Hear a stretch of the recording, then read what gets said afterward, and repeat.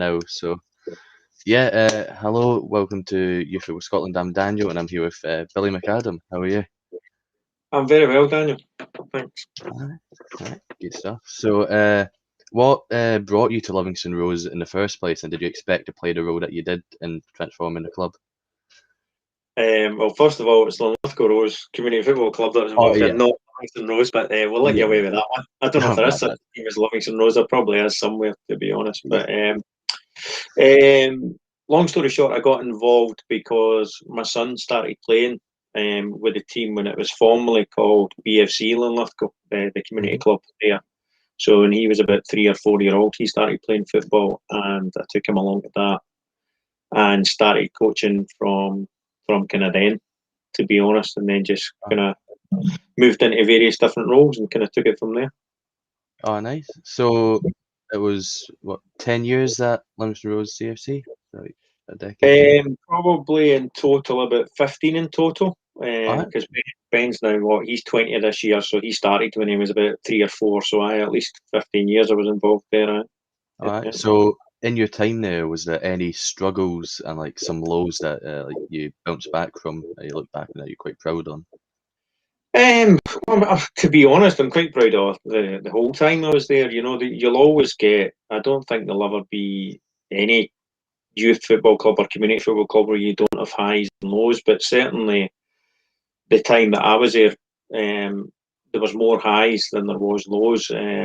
Particularly, I mean, winning grassroots awards, the McDonald's grassroots awards were a highlight for us. Particularly the Community Club of the Year award. Mm-hmm. Um, that was a great highlight for us. As there was many of. But in terms of the lows, I think you'll always have lows. You know, it's just how you deal with them. To be honest, I think I've always been quite a positive person, and I think although there may be times when you may get negatives and you may have lows, but it's how you recover from them that's important, and that's something we always looked to try and do with the club. You know, there was always some way of trying to put a plan in place of making things better, which is what we always strive to do right from day one. Alright, yeah. So what was there any like underrated moments that gets a little looked over that you like, helped play a part in? I think just the whole kind of way the club evolved over the years was one of the key things, because it was never really seen. We no disrespect to the club and its previous guys. We were always seemed to be. We just get by, you know. We Mm-hmm. never really. I remember having our very first meeting regarding quality mark accreditation with David Drummond, and as a club, David Drummond, who used to be the SFA kind of club development manager. And as we started out with the club, I don't think we actually realised its potential right at the very start. But as we sat down with David and we looked at things, and we actually classed ourselves as just a small club, obviously with big ambitions. But as we sat down with David to begin with, and then outlined what we had in place at the time, he says, "Look, at the minute we would class you as a big club, yet we were seeing ourselves as a small club." So we actually started from a better place than where we thought we were. So obviously the key thing there was just evolving the club and kind of encouraging more participation in football throughout the whole community, and not just participation in football, but probably tying in with more clubs and more sports clubs in the local area as well, which was key for us as well. Mm-hmm. So looking back at your time, do you ever feel like you could have done something more or like something differently that, in hindsight, Oh, like would change? hindsight's a wonderful thing. For Mm-hmm. me, I always look at things from two kind of perspectives in my time at the club. Primarily, although I was very lucky to be classed as held the position as the club president and secretary. Over the years, my most important role was when I was a coach. You know, I loved coaching, and I always seen that coaches play such an important part in the young kid's life. And when I look back now, there's lots of things I could have done different, you know, and it's always important that you learn from any mistakes you made, and don't be too big-headed to think that you don't make mistakes, but you have to be honest with yourself and look back and reflect and say, right, okay, if I could maybe do that again, I would do it differently, and that was important for me. as a coach, and I think as much as a coach from a football perspective, the key thing is being a role model for the kids and making sure. I mean, one of the things that I was most proud of, and when we finished, the team that I took, my son's team, which was a 2001 age group team, we took them right from soccer fours to under 19s when we finished up.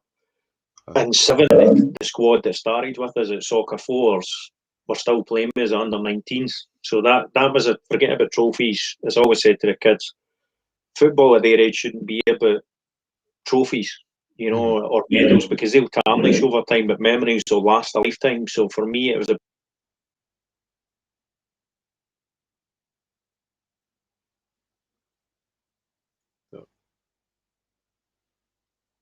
I think something's up quite the wall.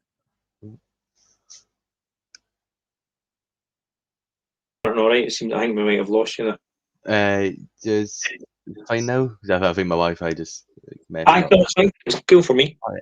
Oh yeah. So so I kind of got didn't hear like the last bit that you were talking about. So you were saying how memories, you know, the memories will last forever. I think something's just happened again. It's amazing. The point I was trying to make there is you're sounding a bit like a Dalek. Are you still there? Yeah, Yeah. I'm still here. My Wi-Fi does this sometimes. It's brutal. That's all right. Mine's the same. Everybody logs on at the same time. No, the point I was just making there, I think there's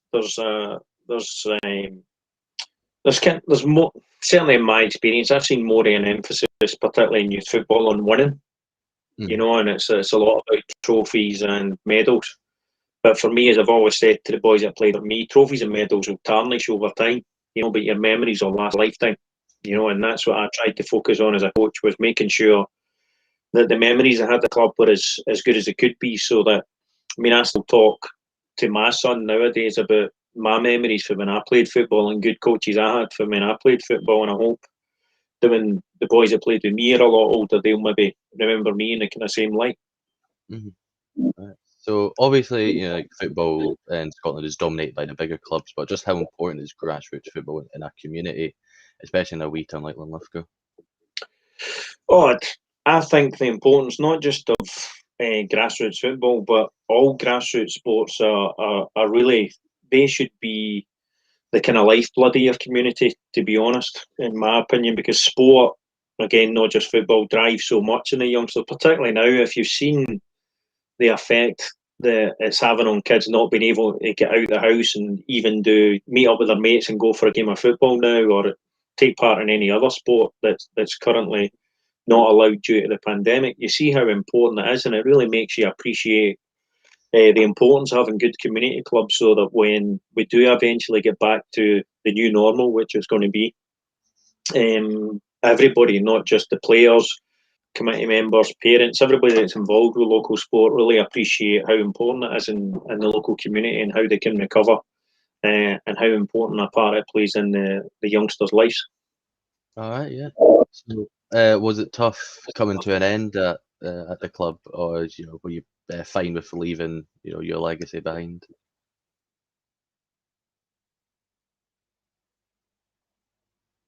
It was. I think it's really important for clubs to understand that through time, it's important for change, and it's important for new voices to come on board with fresh ideas and just different ways of working. I'll be perfectly honest. People will probably think I had a crystal ball if they're maybe thinking I stepped down about 6 months before the pandemic hit, and the new guys had to take on board all the constant changes. They might be thinking maybe I can see in the future, but unfortunately I can't. So, in terms of, stepping back would have been more difficult if I didn't, or sorry, myself and my fellow committee members didn't know that we were stepping back, yet handing the reins over to some individuals who have, in the course of last year, all the constant.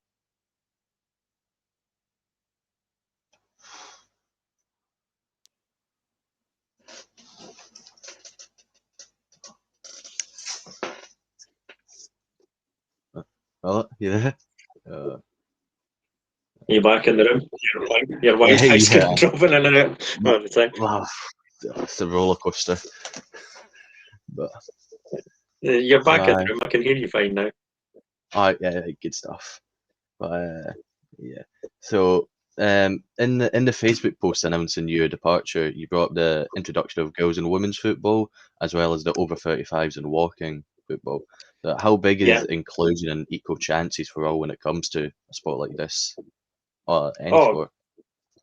I mean, I take a lot of pride actually when I see, not just, you used to always see the boys teams, you know, you would see them in their kits because everybody, that was a key thing as well, everybody wore the same kit, so you would see the boys team in the same kit as the first team or whatever. Then when you started seeing the girls coming on board, the growth in the girls game in our club was quite staggering at times, you know, and Doug Johnson, who started it all, was quite rightly rewarded with a girls football grassroots awards a few years ago as well.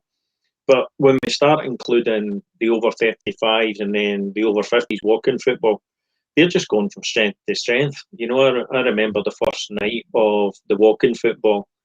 John Adams started on our behalf, and John turned up, and there was 2 individuals turned up for the first night. Now they have, I think they're running over 2 nights, and they're organising tournaments away, and it's guys that are in their 50s that is their way of keeping themselves fit, both from a physical perspective, but also a mental perspective, where they're going and meeting their mates, and at the times they were maybe able to go after it for a drink in a pub after, you know, and have a chat, and you know, there's so much positive to come out of it, and I think that's something that's been driven from the growth of football throughout the country. You know, it's not just their club, so they now have over 50s walking football tournaments, and I just think that's brilliant to see these guys still keeping themselves active, pulling on a jersey, and these guys probably never even done any exercise before, you know, but now they've certainly got a great purpose, and excuse me, they're going really, really well. So good luck to them all. Nah, that's brilliant. So the last one here, also at the end of the Facebook post, you refer to yourself as Supercoach. Was that something you came up with yourself, or was it dawned upon you from the backers at the club? I couldn't possibly say where that came from, but the people that will recognise that terminology will certainly know where it's came from. So I'm probably best just leaving it at that, to be perfectly honest with you. Right. Certainly didn't come from myself, and I don't think it was any meant. I don't think it was meant in a kind of superhero type point of view. I think it might have been meant in another light. So we'll just leave that one where it is, to be perfectly honest with you. All right. Well, that's perfect. Thank you for your time. So it's been good. No problem. My pleasure talking to you, and thank you to Youth Football Scotland for all your support to our club over the years. It's been greatly appreciated. Yeah.